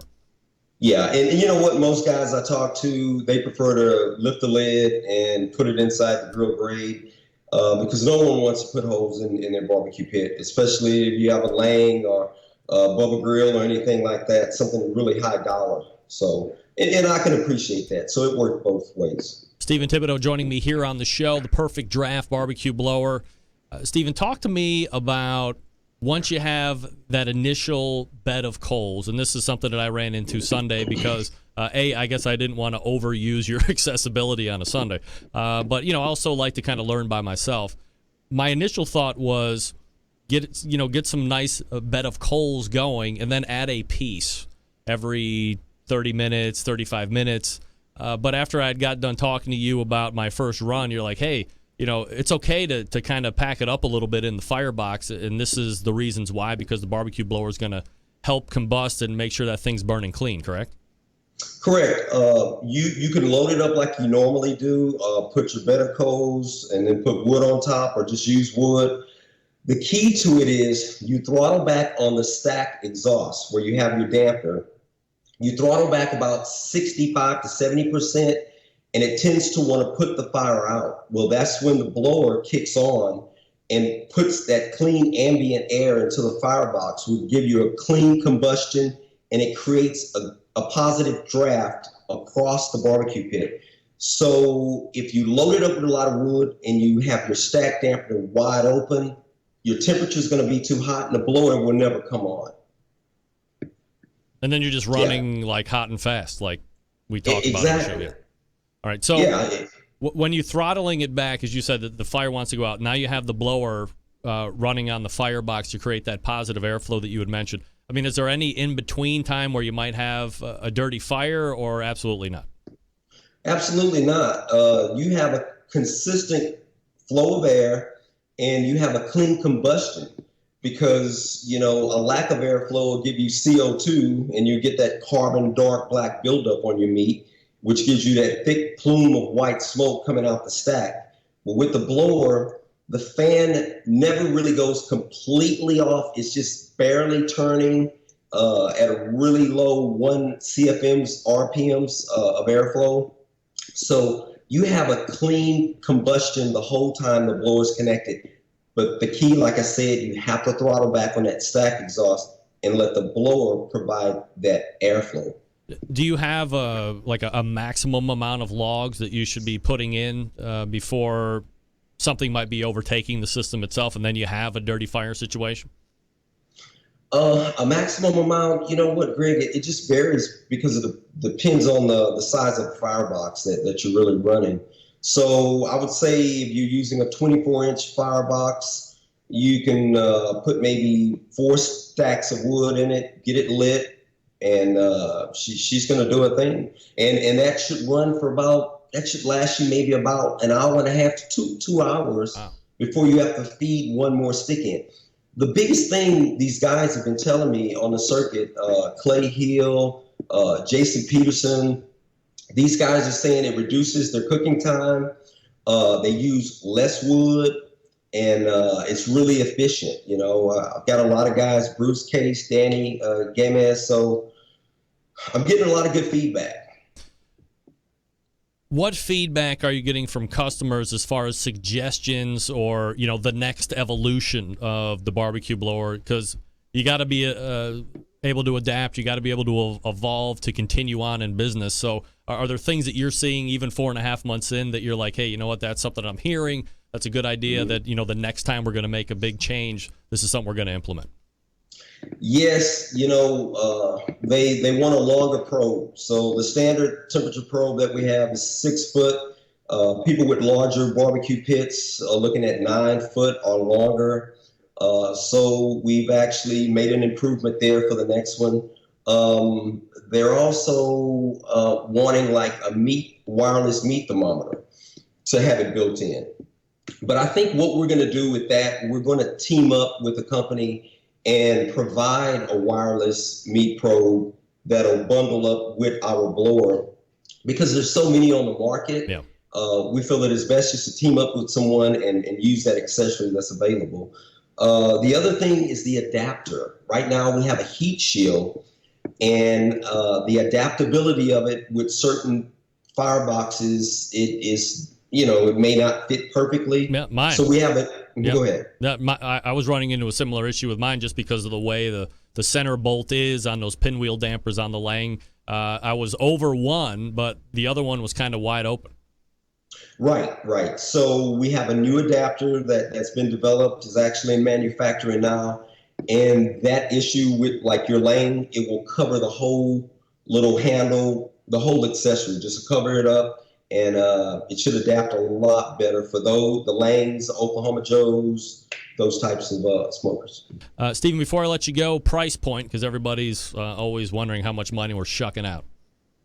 Right now, we're shucking out $200, and the next barbecue blower that's going to come out will just be slightly higher, because we'll be bundling it up with a wireless meat probe, and so we may top out at about, I don't know, maybe $230, but we're still competitive. So I think that's a good price point. Stephen Thibodeaux is the creator of the Perfect Draft barbecue blower. You can find it at theperfectdraft.com. And again, right now it's $200, maybe blowing up to $230, depending on what they're going to be bundling with it the next time out. And of course, I'll continue to give you reviews here on this show as I get to hone my skills in on this product a little bit more. Stephen, really appreciate the time, man. Thanks so much. Hey, Greg, I appreciate you, man, and we'll be talking to you soon. All right. There he is, Stephen Thibodeaux from the Perfect Draft barbecue system. How about that? Focusing on the offset, not the upright and the cabinet style and the Weber bullet stuff, the Kamado style, not doing that. No. This is strictly offset. So we don't want to be exclusionary in barbecue, but everything else, beat it. All right, folks, let me talk to you quickly about Cook Shack, manufacturers of smoker ovens for barbecue lovers with any amount of experience, whether you're a barbecue in the backyard kind of guy like me on the competition circuit, or maybe cooking a 5-star dining facility. Cook Shack has the unit that will do the job, and with a full line of barbecue sauces, spices, pellets, and wood chunks, it's the perfect one-stop shop. Cook Shack strives to be your barbecue resource center by offering cooking classes, online recipes, how-to videos, 2 blogs, smoke and grilling 101s, and a video cooking classroom. Check out their website at cookshack.com, or follow them on these instant social media platforms: Facebook, YouTube, Instagram, Twitter, Pinterest, Google+. Get advice or share your passion for barbecue with their world-class barbecue forum. Cook Shack pellet-fired smokers are the choice of champions because they were designed by a champion, Ed Fast Eddie Morin. The FEC 100, PG 1000, always customer favorites. The PG 1000 doubles as a smoker or a grill. Low and slow or hot and fast, the pellet grill line gives you the most for money. Cook Shack residential electric smokers are the #1 smoker in the industry. High quality means durability, versatility. Anything you can cook in an oven, you can cook in the Cook Shack. Passion, dedication drives Cook Shack's manufacturing, with quality always being at the forefront. Get the best in barbecue since 1962. Call them, 800-423-0698. That's 800-423-0698. Or visit their website, cookshack.com. They still have a barbecue forum, believe it or not. So does Meathead. All right, we're back with GQ, Jason Ganahl, right after this. Stick around, be right back.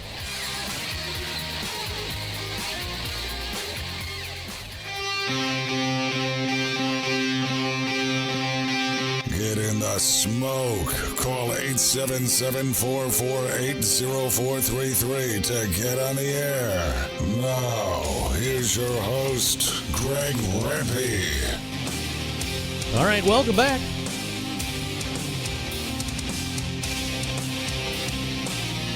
Helping me close the show tonight, a competitive barbecue cook, recently has seen a tremendous amount of success in the restaurant biz many months ago.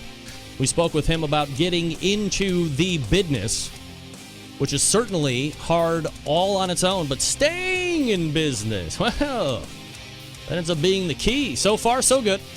Let's go ahead and head to the hotline and welcome back friend of the show, Jason Ganahl. Jason, how are you, buddy? Good. Thanks for having me on, Greg. Yeah, you got it, man. I appreciate you making time to do it tonight. So, hard to believe, Jay, that it's been about 10 months since the last visit, and you see the awards coming in, and you get the mentions in the magazines. You get a hand every once in a while from Mr. Draft BBQ as well. So fast forward to present day, or I guess evening for the sake of this conversation. How's your life? My life is actually a little bit better than it was last time we talked. Things are leveling out. We're kind of hitting our cruising altitude right now, and it's nice. I get to spend more time at home with the family and get away from the restaurant.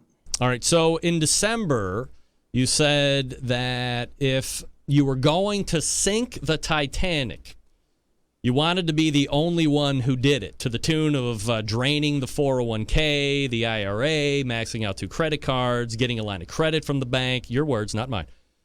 We aren't years away from it. Actually, November 9th makes year number 1, but having almost a year under your belt, do you still think that was the best way for you to do it from the start? Greg, you got a good memory if you remember all those things we talked about almost a year ago. Or I do my homework, but I'll take the compliment. Yeah, it absolutely was. We've been profitable since day one, which is nice.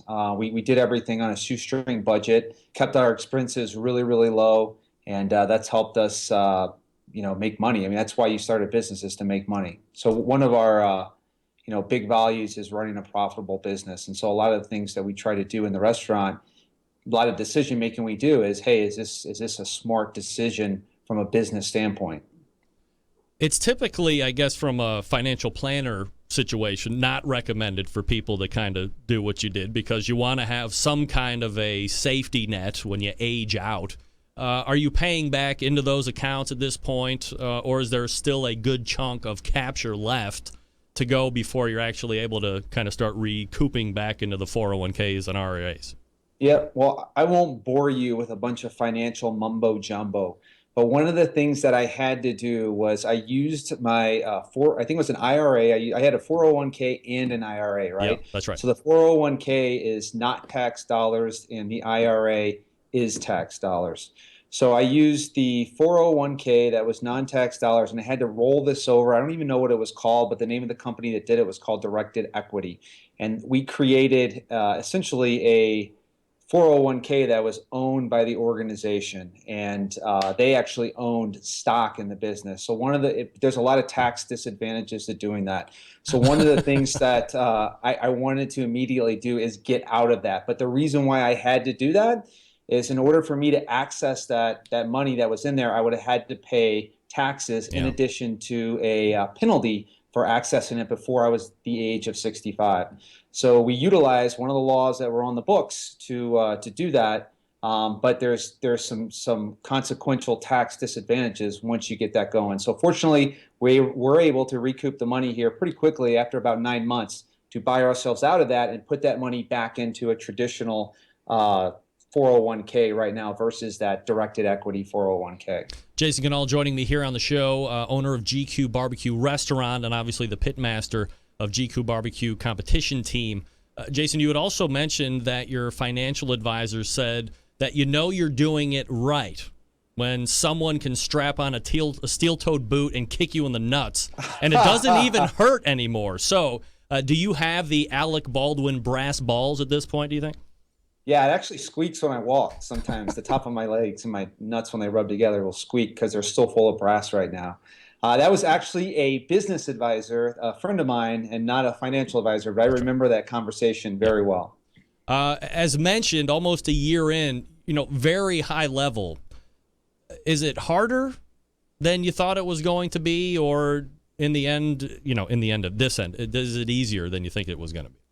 It's definitely harder. I talked to quite a few people that had already done this and done this very successful, people that I kind of model the business after, and people I look to for inspiration.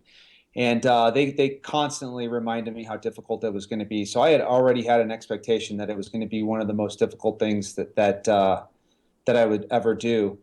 And it was even more difficult than I thought it was. And granted, it's whatever standard you hold yourself to, right? Obviously, you can go out and open a restaurant, but how successful do you want to be? And what do you measure that success by? Do you measure it by dollars? Do you measure it by number of units? Do you measure it by number of people coming through? I mean, there's a lot of different, measuring sticks you can measure yourself by. And one of the things that I'm learning as I go is that I'm an extremely competitive person, particularly with myself. I'm trying to give myself a break and not be so dang hard on myself and stuff. And I'm learning that as I go. And that's been a kind of a struggle for me as well. So setting benchmarks of success or thinking that this is going to be the hardest thing you've ever done, have those things that you thought were going to be hard, have some of those things changed over the months that have gone by where you thought, hey, this might be the most difficult thing, but it ends up being something else? Is it a constant evolution of hardness that hits you in the face each and every week? How does that work? Well, what I think is most difficult for me is I've got obviously a wife. I've got a wife who is extremely busy as well too. I've got 4 kids. 3 of them are very little. I got twins that are 4 and a 7-year-old. So what makes it hard is trying to juggle all of that and have an impact both on your family, on your wife, and in the restaurant. So that to me is what makes it difficult. I mean, I can just live in the restaurant, sleep in there, and not have to worry about the family, and it wouldn't be nearly as hard. But when you try to have an active role in all 3 of those different areas of your life, it does become a challenge because if you give all of your attention to one, you can accomplish what you want to accomplish, right? You can be a good husband, you can be a good father, you can be a good restaurateur. But when you try to balance all 3 out, you got to be okay with giving up some of that. All right, so let's talk about that because you brought it up a couple different times, and I had this as its own little dovetail question at some point down the interview line here. But at the 6-month mark, you said at the 6-month mark you would like to be spending more time with your family and not so much at the restaurant. So it sounds like you're probably still spending a lot of time at the restaurant. There's some personal afflictions that are just inherent to you that probably keep you at the restaurant because you are holding yourself to a certain standard. So, how are the relationships at home? I mean, you and your wife are still good? Is she like, dude, you're at the restaurant all the time and we got kids? I mean, what the F? And then your kids are like, hey, who's this hot guy that shows up every once in a while? It smells like smoke. I mean, how is the personal life working? Well, I am my dog's favorite person every day I come home, and he can lick the barbecue sauce off my shoe and smell my pants and shorts. Yeah. But home life is great. I mean, I'm probably I work a normal schedule now, and by normal I mean I go in probably about 11 o'clock.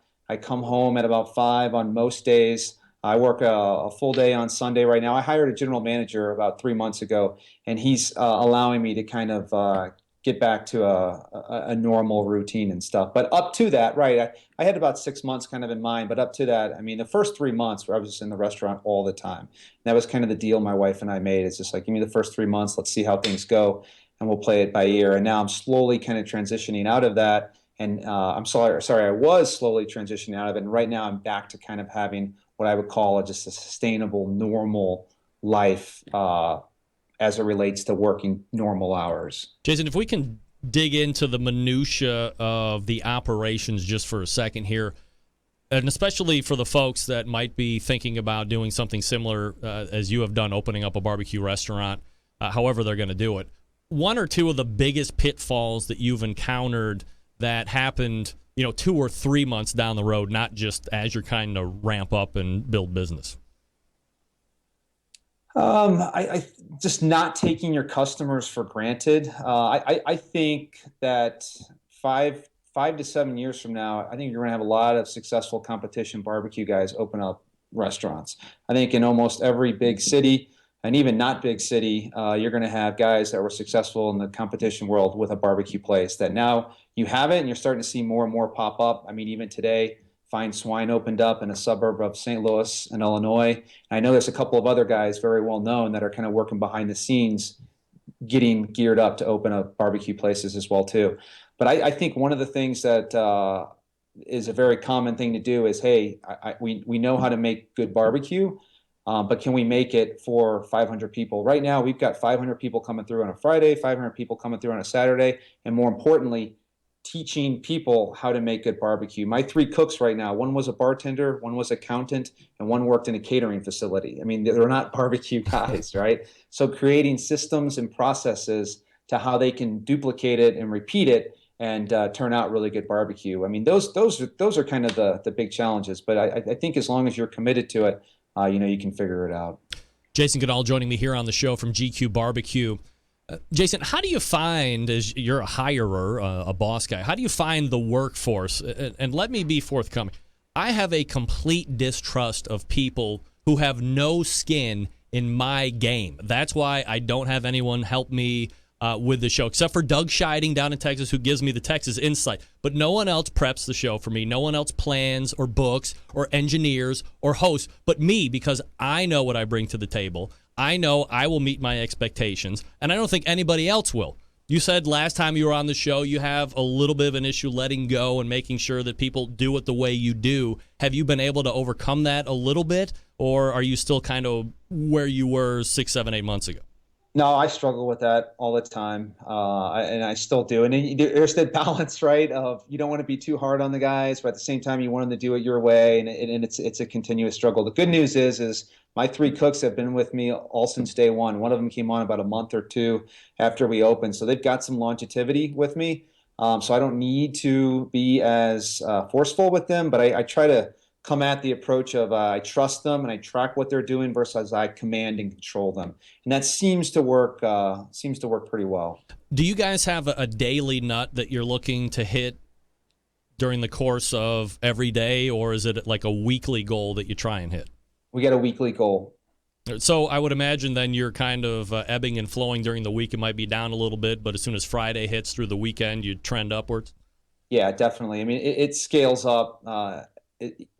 Sundays, once football season started, got really slow for us, which I always thought was, I thought for sure Sundays would be great. We even just rolled out $1 Coors Lights, and PBRs on Sunday to try to get more people in there. But once Bronco football comes on, I mean, the whole city just shuts down.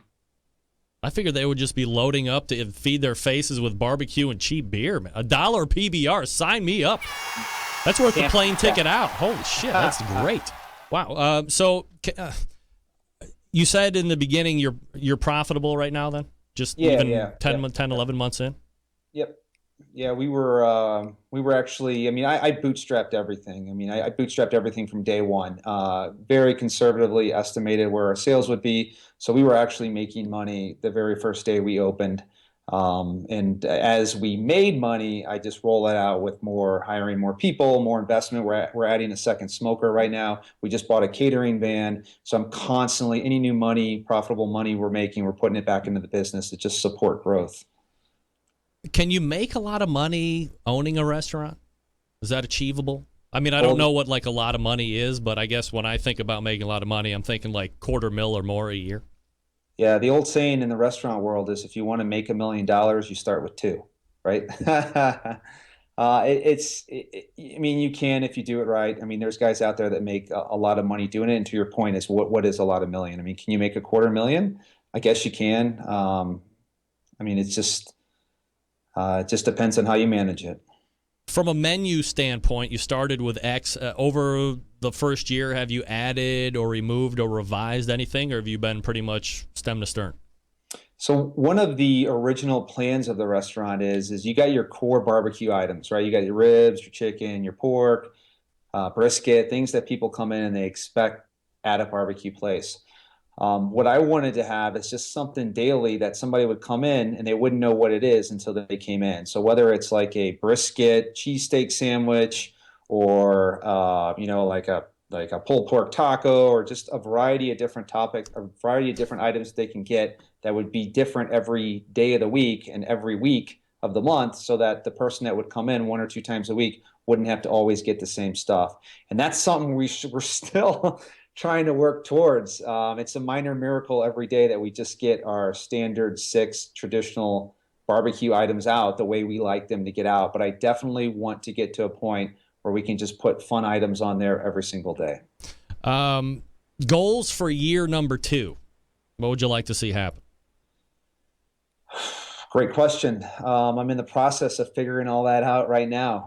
We're adding the second smoker, so I definitely want to expand our catering. We got a new catering van. I want to continue to get really, really good at what we are doing in the restaurant. I think we're almost to where I want us to be. I think we've got another gear to go in terms of getting consistent with the food and possibly even improving the quality of it. We talked a little bit about the everyday new menu item. I'd like to get us to a competency level where we can start doing things like that. I'd also like to improve our service. I think we've got one more gear to go on service as well, too, and also just refining our systems. Right now, if we've got a new employee coming in, basically what I say is go follow that guy around for this shift and then follow that guy around for the next shift. That's no way to train somebody. So we got to develop training materials. We got to actually onboard people. We've got a lot of work to do just to get better at what we currently do right now. And if we can do all of that in year 2, then maybe we can look at something more in year 3. Jason Ganahl is the owner of GQUE BBQ Restaurant. That's in Westminster, Colorado. The website, the letter G and Q, Q-U-E, GQBBQ.com. No competitions or what? I'd like to get back out there next year. I wanted to get out there this year. But again, balance, family, kids, it's just hard. I mean, I'd love to get out and do maybe 2 or 3 next year. I miss a lot of those guys that are out there, and it's not the same texting them over Facebook as it is to sitting around and having a beer with them at a contest. Yeah, no doubt about it. Jason Ganahl, appreciate the time tonight, and I promise, although you can take my promises with a grain of salt, just ask all the guys I was supposed to be following around this year, that we'll do this maybe in like 3 months instead of waiting almost another year before we get the check in here. But continued success, my friend. You're doing a great job. Awesome. Thanks for having me on, Greg. Appreciate it. You got Talk it. to you later. There he is, Jason Ganahl from GQUE BBQ. That's right. He's doing it right in Westminster, Colorado. Come on, are you kidding me? Who's been there? Anybody been to Jason's restaurant? Give him a shout out. I'm sure he'd be very appreciative. All right, let me talk to you quickly about the longest-running sponsor of the show, the Barbecue Guru. Gang, if you've been thinking about automatic pit temperature control devices for your cooker, stop here. This is the company that started it all. They are the creators of this technology. Why are you going to buy from anybody else? Not familiar with how they work? I'm not going to get into the minutia, but imagine a product that allows you to set your pit temperature and once done, keeps it at that temperature all the way through the cook. It's not too good to be true. It's real life. You can take advantage of this technology right today. Maybe you're a busy working pro, constantly on the run with kids, doing errands. You don't have the time to sit around and tend those pit temperatures. Barbecue Guru allows you to throw on a pork butt, a brisket, a couple slabs of ribs, or all of that. Then you can do whatever you need to get done. A couple different models to choose from, right? DigiQUE DX2, the Party Q, CyberQUE Wi-Fi. If you're looking for a cooker, the Onyx oven is still available. Winning in the backyards and on competition scenes, no doubt about it. You know it's going to work seamlessly with all the Guru pit temperature control devices, too. Here's what you do. Head on over to the website, thebbqguru.com, and check out their products. If you have any questions about what to order, call them directly. 800-288-GURU. That's 800-288-GURU. They'll make sure you're outfitted with exactly what you need to get you up and running right out of the box. That's 800-288-GURU. Or visit thebbqguru.com. We're back to wrap up right after this. Stick around. We'll be right back. Big name interviews, advice on cooking brisket and ribs, and the only host willing to share his honest opinion on all things important in the world of barbecue. It's the Barbecue Central Show. All right, we are back. We're going to wrap it up here. Stick with me. All the way back in the first hour, we had Meathead interviewing me. Meathead interviewing me. AmazingRibs.com is his website, like you didn't know. Then in the second hour, we talked with Steve Thibodeaux from The Perfect Draft, the barbecue blower. ThePerfectDraft.com is his website. Check it out, especially if you have the offset pits, wood burners, You're looking for something for a little more control in the firebox burn, this might be a product you want to check out. $200 right now. ThePerfectDraft.com. And then helping me close the show, Jason Ganahl, GQ Barbecue. That's the letter GQQUE, GQBBQ.com. Again, that restaurant is in Westminster, Colorado. He's doing it, man. He's really doing it. All right, we got a great show lined up for you next Tuesday. A lot of great guests already. September 11th, 2001, I will never forget. And until next Tuesday, this is your program host and proud U.S. American, Greg Rempe. Good night now.